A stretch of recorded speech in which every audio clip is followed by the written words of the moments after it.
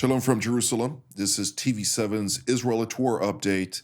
And as we're set to deliberate a whole variety of issues today, from the Middle East to North Africa, the United States, France, and more, I do suggest today that you take a map, put in front of you at least a map of the Middle East, as well as the area of the Horn of Africa, North Africa, and give yourself a little bit of an understanding where we're discussing in each of those various countries, to give you a sense of the impact, whether it is direct or indirect, to the state of Israel.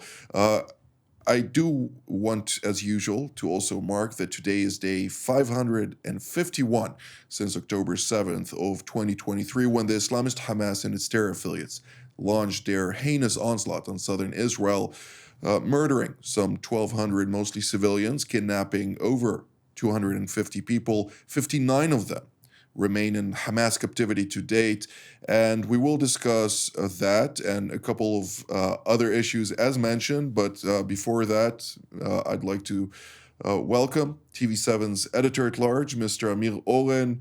Mr. Oren, give us initially a focus on the situation vis-a-vis the negotiations, specifically on the release of the hostages. Is there any light at the end of the tunnel?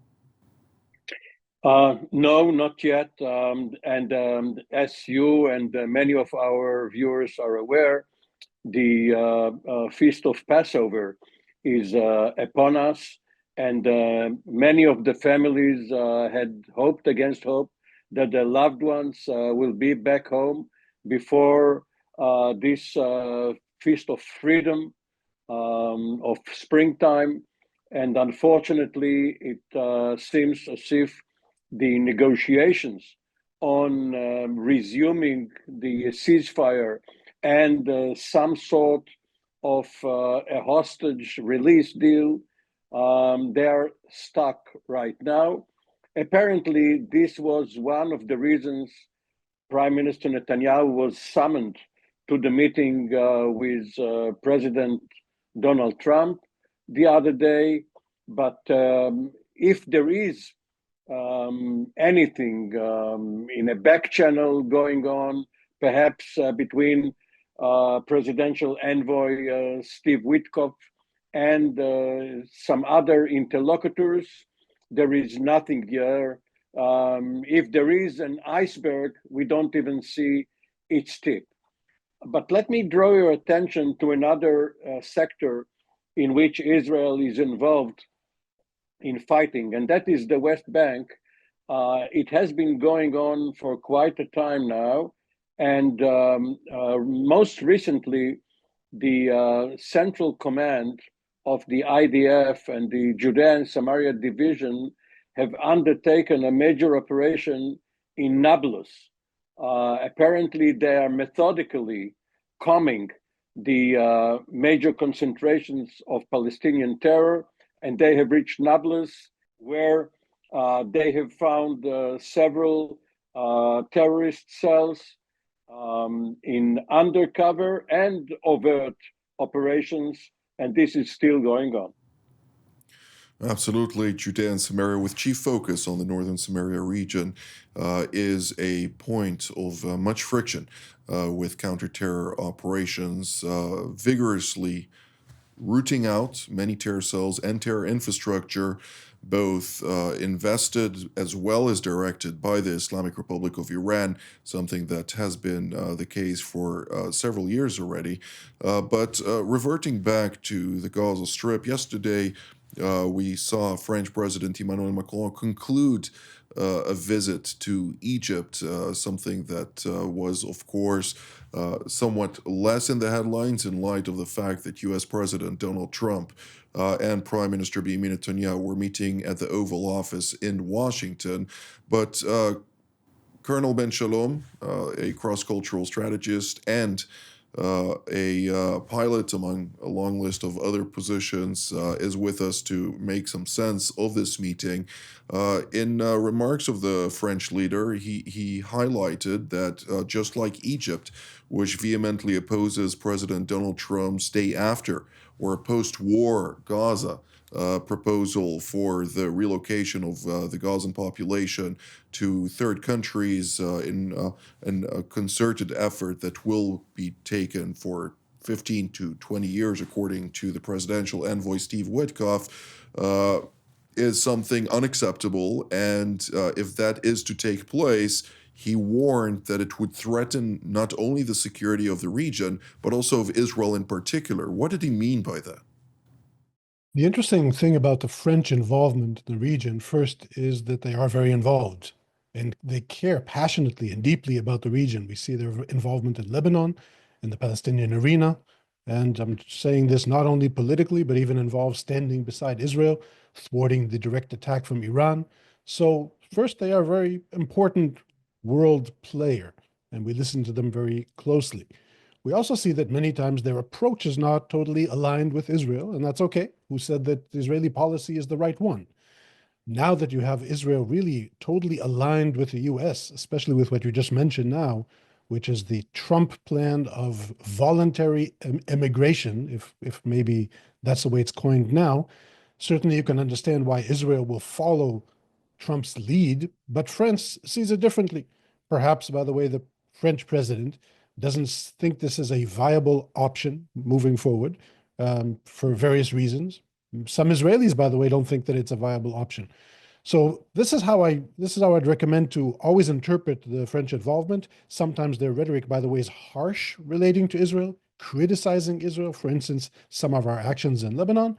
What I recommend to do is just see this in a very respectful way, understand that they mean well, and perhaps, by the way, sometimes we have something to learn and recalculate and recalibrate as far as moving forward.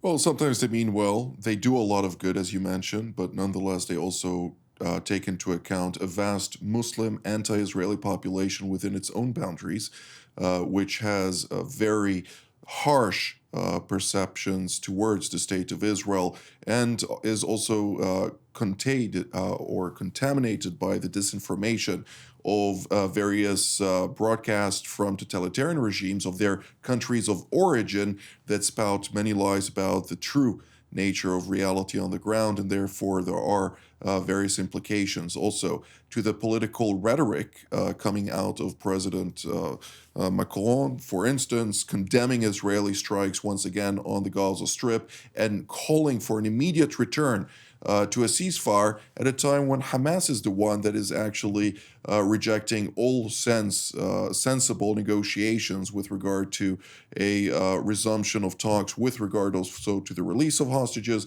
which President Macron, of course, did remark. But nonetheless, there's a lot of rhetoric coming out of there. But the next panelist that comes into our discussion today is Brigadier General in Reserve Yaron Rosen, formerly the IDF Chief of Cyber Staff, an Israel Air Force commander, and a helicopter fighter pilot.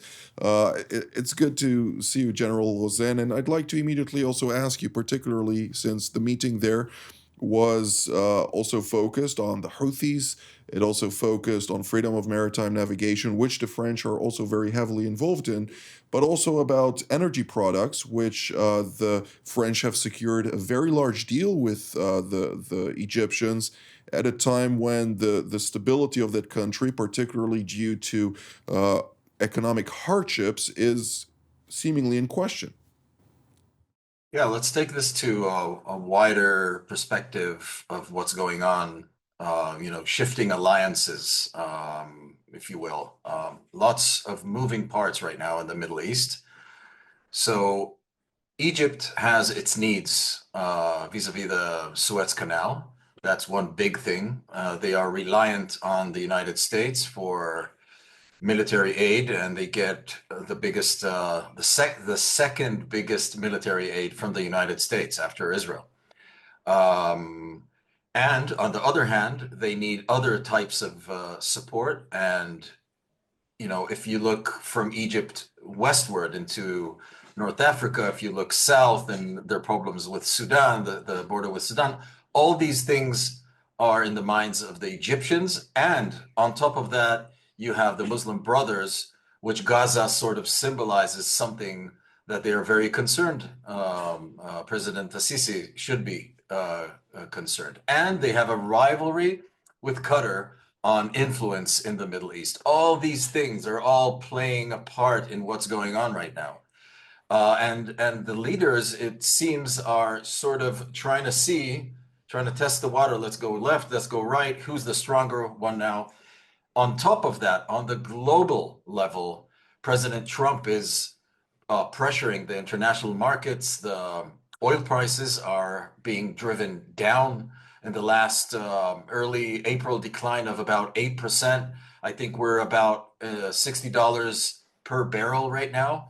These are huge, huge things for the countries in the region that are producing oil, for Saudi Arabia, the GCC states, etc. So all these moving parts are super important to pay attention to. And I must say, you know, when everything is moving, it's really hard to say where all of this movement is going to end. I do hope that Egypt, that does have a real stake in the future of Gaza, because it's bordered with Gaza, plays a real role. That is unlike Qatar, which does not have a border, and it has the Muslim Brotherhood as its theology. And this is, I think, the sort of rivalry between who leads and who brokers the next deal here to sort of lower the tensions in around Gaza, and on a wider sense, I think that's what we have to pay attention to. Egypt would like to be that. And then we will have to look into Syria and what's going on with the Houthis, and then what's going on with Iran. All these things, huge, huge, shifts of balance in the region. Absolutely. Well, even though I didn't intend to slide southward from Egypt, I do think that it's very important to mention that we just enter into the third year of the civil war in Sudan, a country bordering Egypt to the south, with the rapid deployment forces of Hamidi basically at the defensive at this point in time versus the general or commander of the main military in Sudan, Abdel Fattah al-Burhan, who is right now on a more successful offensive. He is allied with the Egyptians and at the same time also receives support from the Iranians. So there is here a very complex scenario that the Egyptians also need to take into account. At the same time, if we look to the west of Egypt, we also see the bordering country of Libya, where the Russians are also playing on the same side as the Egyptians in support of Field Marshal Haftar, who basically, after the fall of the Assad regime, granted the Russians the opportunity to further deploy much of the various forces that were both in the bases of Latakia and Tartus in eastern Libya. And at the same time, this also faces that same adversary that won basically in the Syrian context, namely the Turkey and its various forces. These are also very much active at behest of the Tripoli central government of Libya, which is on the western part of Libya. So this is very complex. The Egyptians need to spread many forces in many theaters, in many hostile environments, if I may, and also dealing with another neighbor, namely the Ethiopians, who are, of course, in a very tense standoff with the Egyptians due to its own Renaissance Dam, which every time there is a filling, it impacts also the Nile. And that is, of course, the major source of waters for the Egyptians. So the Egyptians are really between the rock and the hard place on multiple arenas that they need to take into consideration. Now, another theater, Mr. Oren, if we move even southward from there, that impacts the Suez Canal is Yemen, and the Americans continue their operations there. I refuse to move southward. I want to move westward for a moment to Algeria, which apparently has some rapprochement with France after a chilly period. We'll get to Yemen soon. But the French are involved in the Mediterranean partly because they are concerned lest the Americans leave. If there is some reassessment within the top ranks of the Trump administration vis-a-vis NATO. And the Sixth Fleet is NATO's southern flank. Then the military planners at the Elysee must be ready for a day where the Americans are no longer in the Mediterranean. They will go to other sectors of higher priority. And then apparently the French would like to play the central role in Western defense in the Mediterranean, which is why they are concerned with Egypt, with Israel, with Lebanon, and with Algeria. Now, as for Yemen, before you move to Yemen, Mr. Oren, if I may, I think it's important to mention that while speaking about Algiers, Algiers is a very robust anti-Israeli country and has been serving at behest of an Iranian request to push forward all kind of UN Security Council resolutions as well as UN resolutions against Israel during the course of this war. And just over the past 24 hours, there was a meeting between the Algerian president and the foreign minister of Iran, Abbas Araghchi, during the course of which they pledged to deepen their cooperation militarily, culturally, economically, and also on other spheres of influence. But that's just the point, that countries have many interests, and sometimes they speak with various rivals, such as Israel and Algeria. And this is exactly the point regarding Yemen too. When General Michael Eric Kurilla, the commander of CENTCOM, made a tour of the region recently, including Israel and other countries in the adjacent sector. He also went to Qatar, where he met with the chief of staff, in addition to the rulers, and he met the Yemeni chief of staff, who came over, not in Yemen proper, and they talked about the Houthi problem, because it is not Yemen proper, which is, of course, causing trouble. It is the tribal alliance, what you always refer to as Ansar Allah, and the Houthis, who are threatening freedom of navigation. And in that sense, the official government of Yemen is allied, or aligned at least, with the United States. So the region is quite complicated.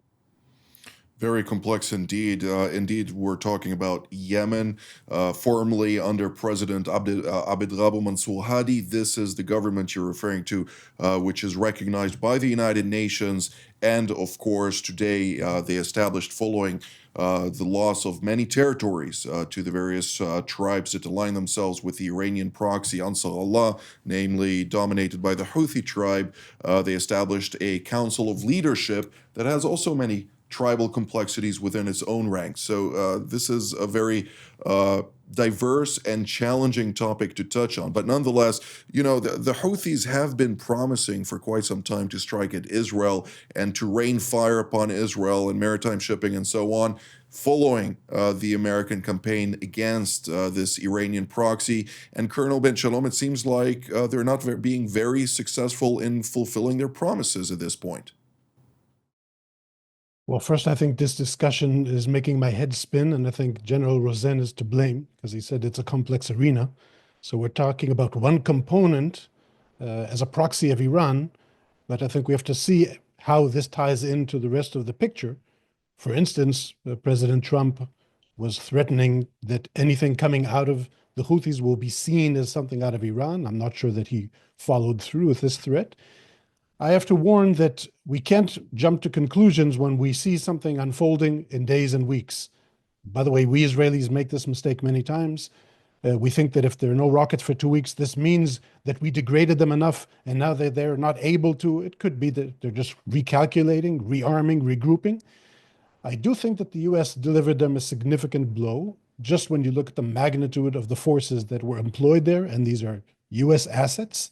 So when you see it, what they've been doing, what they've been saying that they're doing, Trump just referred to that yesterday. So I think they did deliver a significant blow. Still, the kind of assets that the Houthis are using, the way they are dispersed in the desert, this even reminds me of the first Gulf War in 91, how the Iraqis were operating, this kind of shoot and scoot tactic. It's not like the Americans were able to take out their abilities and that's it, they can't shoot at us anymore.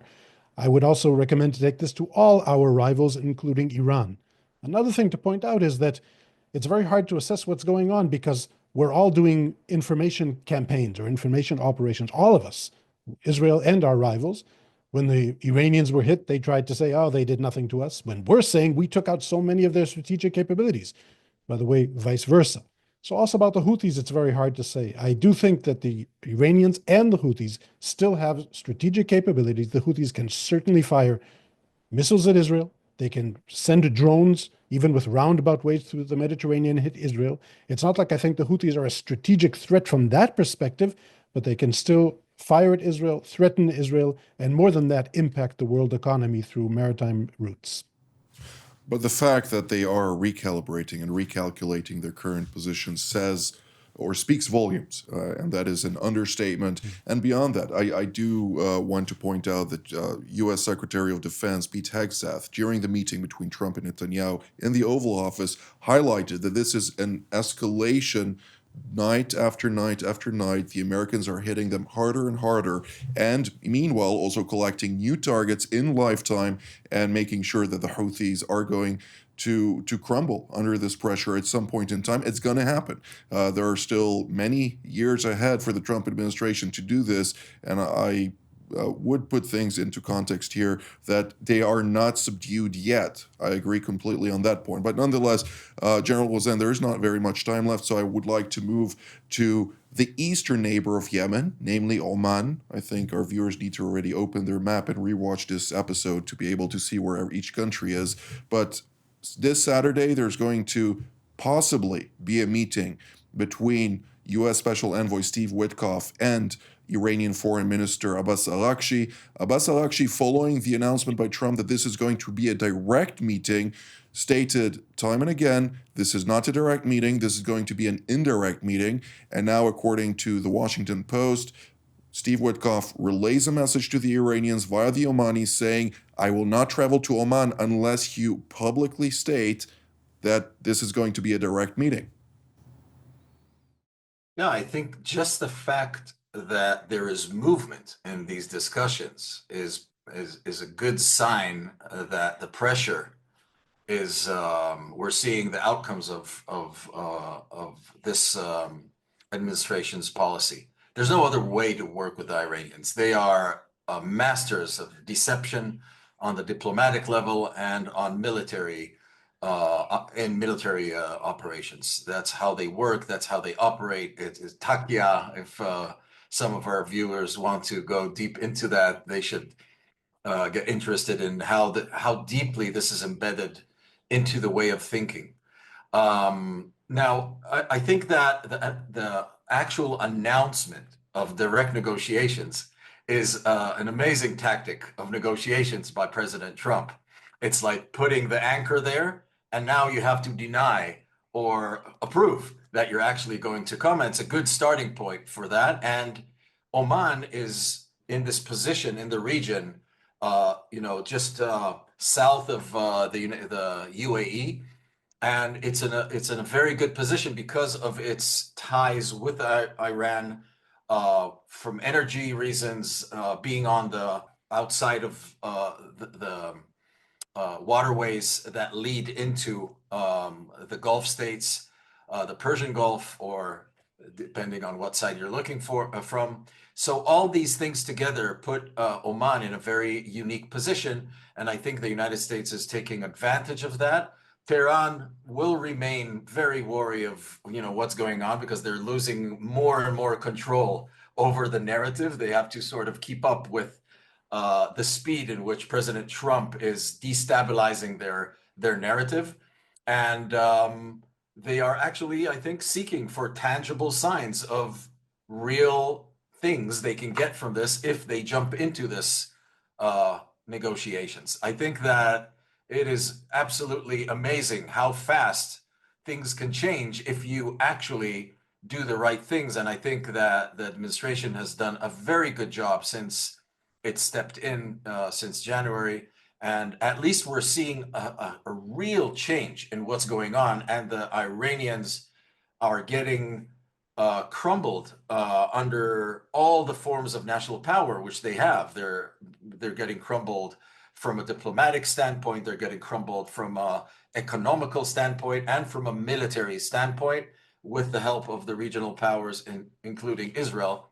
So I think they will think about this, and this is a serious development. Well, the Tasnim news agency in Iran, which is aligned with the Islamic Revolutionary Guards, has already published some Islamic statements to their followers saying that they should consider the second Mahdi of 12 Shiite Islam. The second Mahdi actually made an agreement with the enemy and therefore it shouldn't be regarded as defeat and so on and so forth. So they're aligning themselves in trying to inform their own public, but nonetheless, we are also seeing them positioning themselves. If we're looking at the British intelligence have leaked to the British press that Iran was repositioning entire stockpiles of ballistic missiles, moving them to Iraq, to the hands of their proxies in their western neighbor, namely Hashd al-Shaabi, to prepare for a possible confrontation. So they are looking at it quite pragmatically and considering different angles to this, but nonetheless, the power disparity, I think everybody understands this without explanation, is too vast for Iran to basically survive any type of full-scale confrontation with the Americans. Just putting out their Operation Opera or Operation Praying Mantis, of the late 80s was a clear example of that. But nonetheless, this is all the time that we have for today, so I'd like to immediately thank Mr. Oren, Colonel Ben Shalom, and General Rosen, and I'd like immediately also to thank all of you at home as well. Until our next edition from here in Jerusalem. Shalom.